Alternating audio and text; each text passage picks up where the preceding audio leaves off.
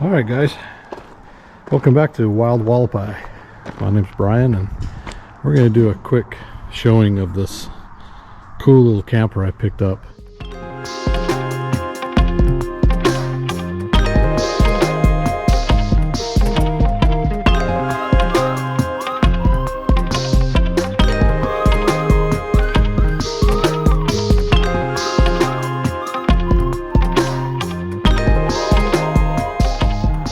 It's a 1974 Bell Industries Caveman, and it's a 10-foot trailer, and it fills 10 feet when you're inside it. But the reason I got this little trailer was for some solo camping when I'm in Arizona and I can just head out to the deserts and just don't have a lot of hassle with bringing a bigger trailer. So I've had to do a couple of things to this.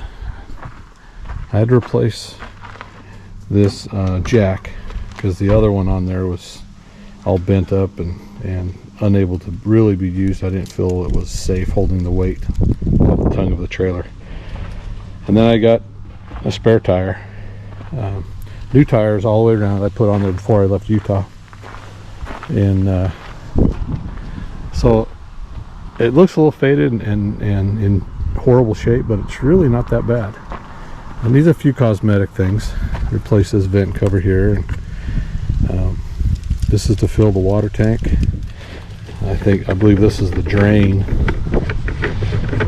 from the sink, because there's no holding tanks on this trailer, which I love. No black tank to worry about. No one likes messing with black tanks. And this is the 110 AC cord in there. One thing I did have to do is replace the axle. The axle that was on it was one of those square tube axles, and they had flipped it over so that it was, and this thing was sitting like 18 inches high. It had just huge clearance, and when you go down the highway, it would just fishtail so badly.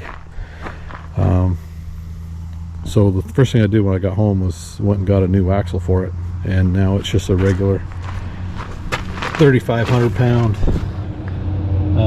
round axle, and now it just pulls like a dream. The lights didn't work either, so I put these temporary magnet light, towing light deals on there. And it's got a furnace. I didn't try it. I took my time coming back to Texas from Utah.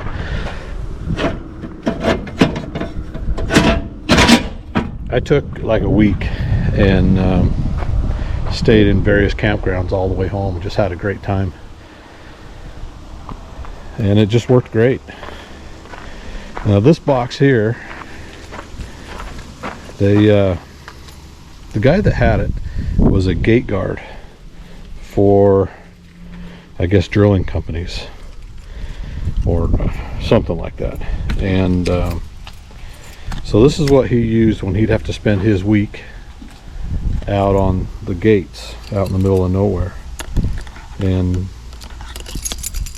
there's not a lot of storage inside, and I believe this was actually used for tools more than anything.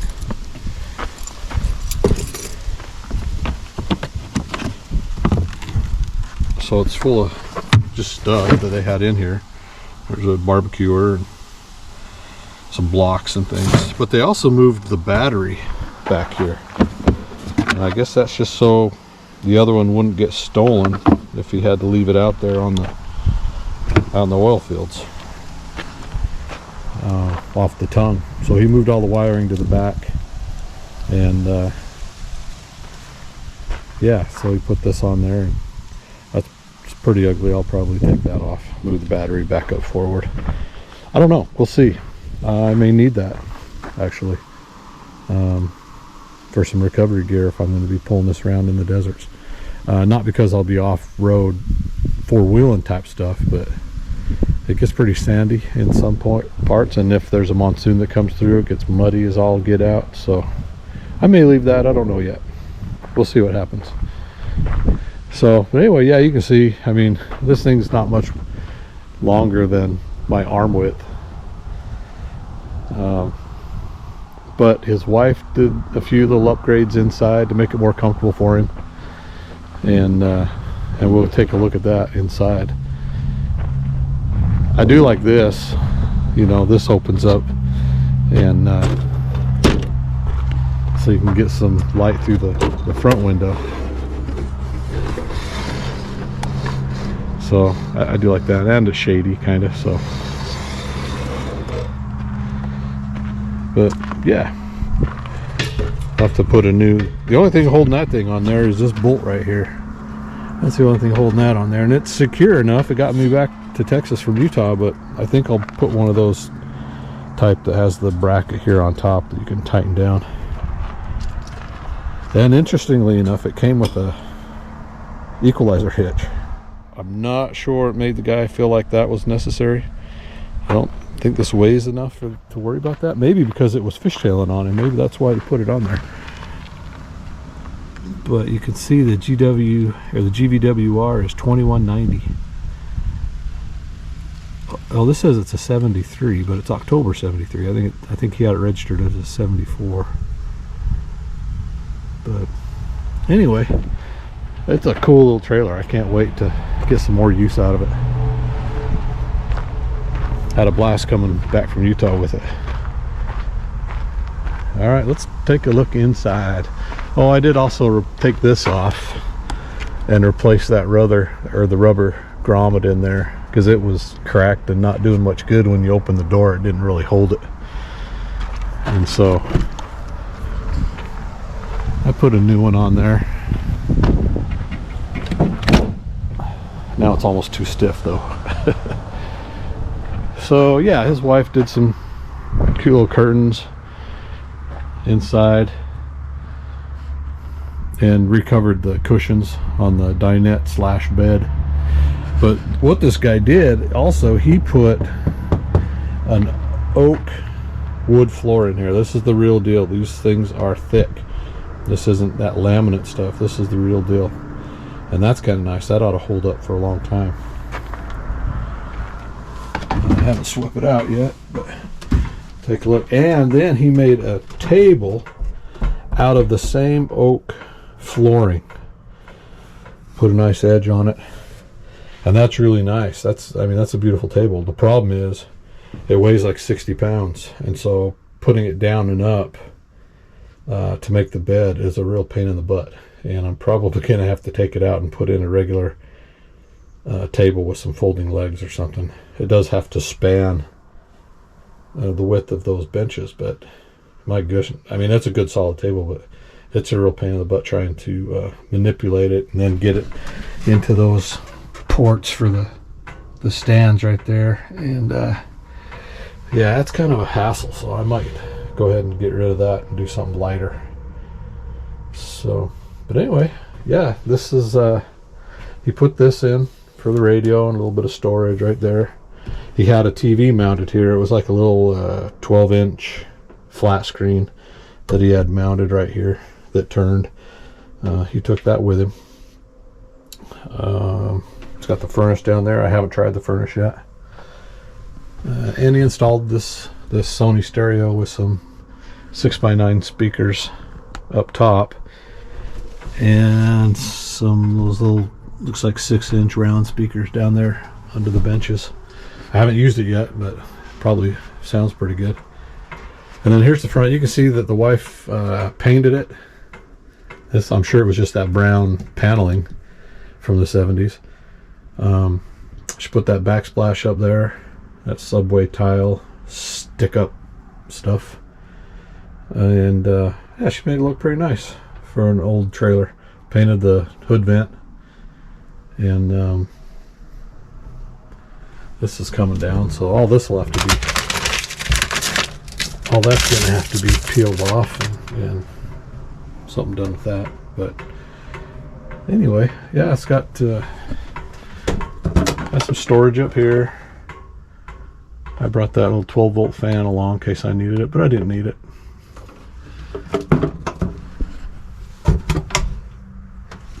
lot of storage for utensils and pots and plates and things like that up there. You can see my propane because I had my little propane heater.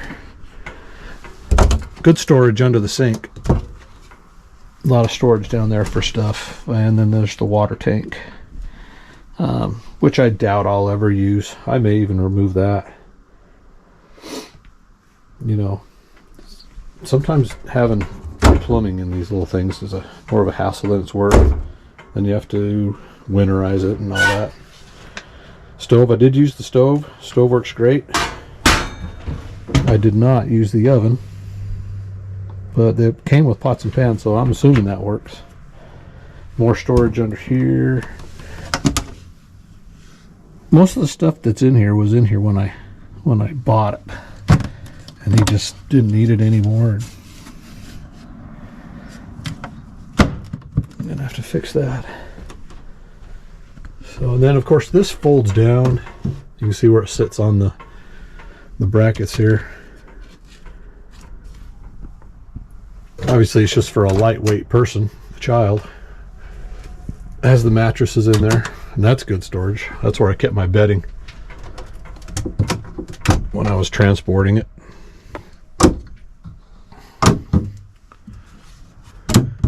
So yeah, that just folds down and creates another bunk.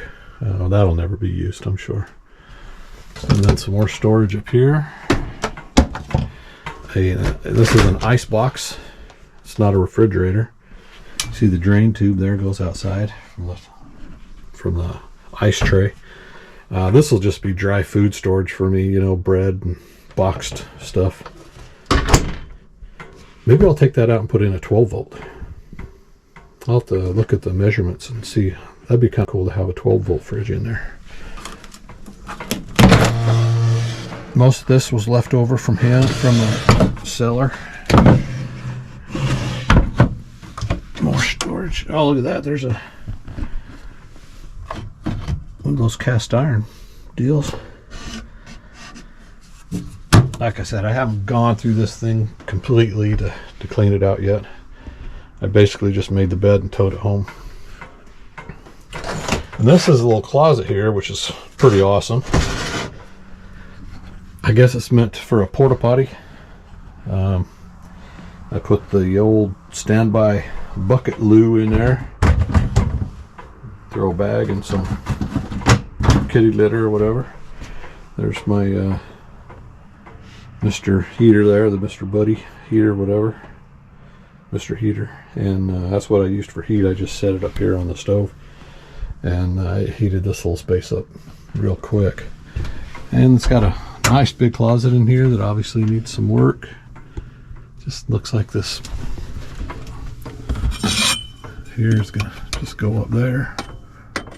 Something like that. And that's probably the floor maybe in there that I need to reinforce, put back together. So a few little things, but I got this thing so cheap that I couldn't pass it up really. I just happened to come across it on the internet. There's a classifieds website up in Utah, Wyoming, Idaho area called ksl.com, and that's where I picked it up. It was on there. I was just looking for a lightweight little trailer. I really didn't want a tent trailer, but I wanted something small like that. I didn't want one of those A-frame type fold-up trailers either. So this is what I ended up with, and I'm real happy with it. So that's making some racket right there. Get that off there. So yeah, I'm looking forward to trying this out. The 110 does work. When I got home, I plugged it in and checked it out, and 110 works okay. So anyway, I think it was a pretty cool trailer, and I'll get some use out of this for sure. But anyway, so that's that. This is Brian at Wild Hualapai, and we'll see you next time.